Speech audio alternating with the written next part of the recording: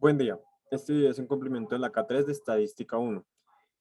Vamos a entrar a revisar las diferentes AKs que manejamos a través de nuestro curso. Empezamos por el AK1, que,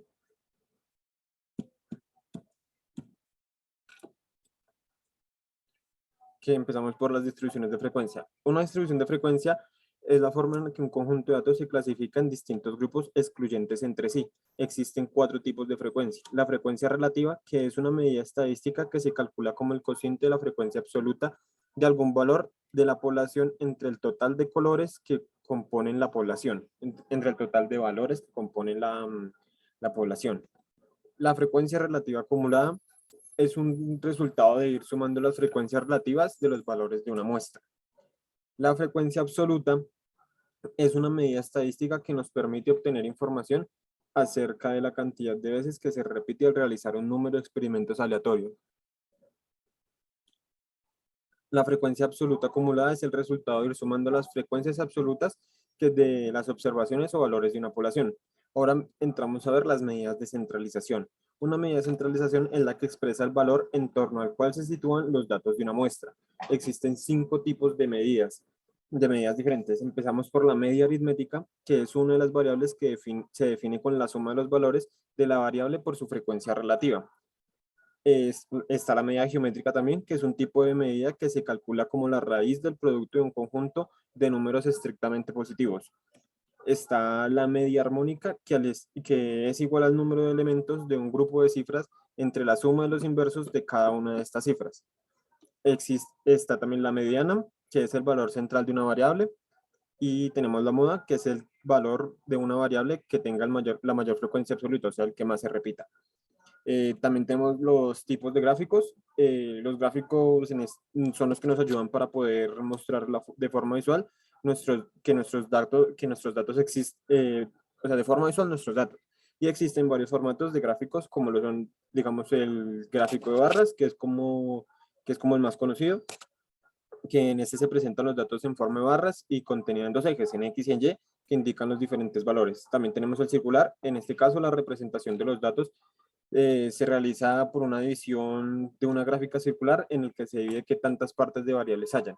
Histograma, que es un gráfico de barras donde la superficie es proporcional a la frecuencia de los valores representados. Los gráficos de líneas, digamos, en este gráfico se emplea para delimitar el calor de una variable dependiente respecto a otra independiente. Está también el gráfico de dispersión, el gráfico de caja y bigotes, qué pena, que es un tipo de gráfico que se utiliza para observar la dispersión de datos y cómo se agrupan sus valores.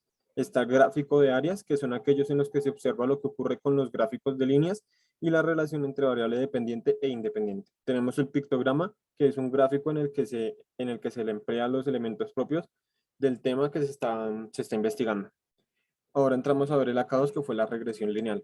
La regresión lineal es un tipo de modelación estadística que se utiliza para describir variables de respuesta continua como una función de una o varias variables predictoras. También tenemos tipos de regresiones lineales, como lo son la regresión lineal simple, que es un modelo utilizado único y predictor.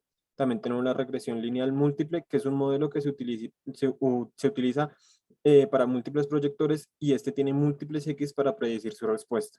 La regresión lineal multivariante es un modelo de varias variables de respuesta a esta regresión y esta regresión tiene múltiples Y que son derivados de los mismos datos. Tenemos la regresión lineal múltiple multivariante, que son modelos que utilizan varios proyectores para múltiples variables de respuesta. ¿Cómo se utiliza una regresión lineal? Las regresiones lineales se utilizan para el análisis de regresión lineal y se utilizan para predecir el valor de la variable según el valor de otra variable. Esto se aprecia y se denomina en una variable dependiente. A medida del curso nos surgieron varias dudas. Por ejemplo, ¿cuál es la forma adecuada de presentar la información? Entonces, para poder nosotros saber cómo presentar la información, debemos antes que todo pensar hacia qué tipo de público está dirigida esto. Entrar a revisar qué tipos de gráficas e información tenemos para presentar al consumidor final. Sobre nuestra información también tendríamos que mirar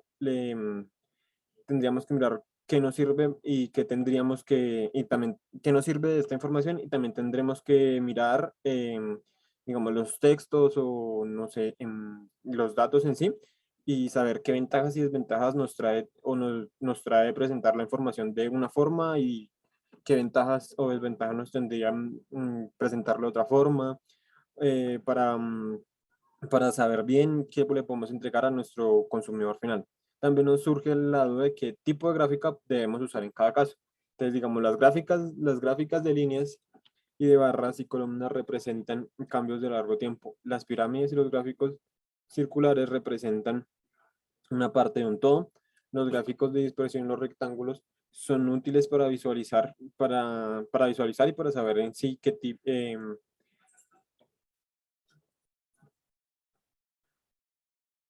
Las gráficas de dispersión y los rectángulos son útiles y tienen una gran cantidad de datos para visualizar, para saber en sí qué tipo de gráfica debemos usar en cada caso. Tendremos que entrar a mirar qué tipo de datos estamos manejando. Si necesitamos saber el porcentaje de una población que le gusta un tipo de música o no sé, y otro, digamos, el porcentaje de una población que le gusta, no sé, el reggaetón o algo así, entonces a tal porcentaje le gusta el reggaetón, a tal porcentaje le gusta, no sé, el vallenato, y así podríamos entrar a mirar.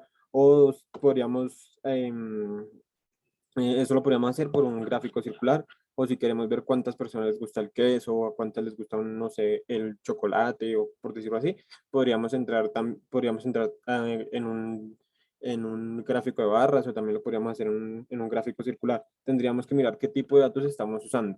También sí, nos surge la duda de para qué sirve un modelo de regresión.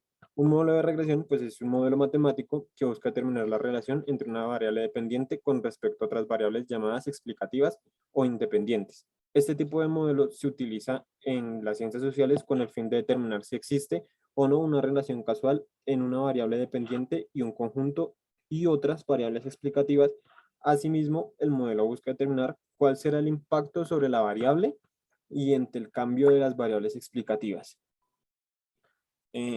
Eso fue todo por esta presentación. Espero les haya gustado. Muchas gracias.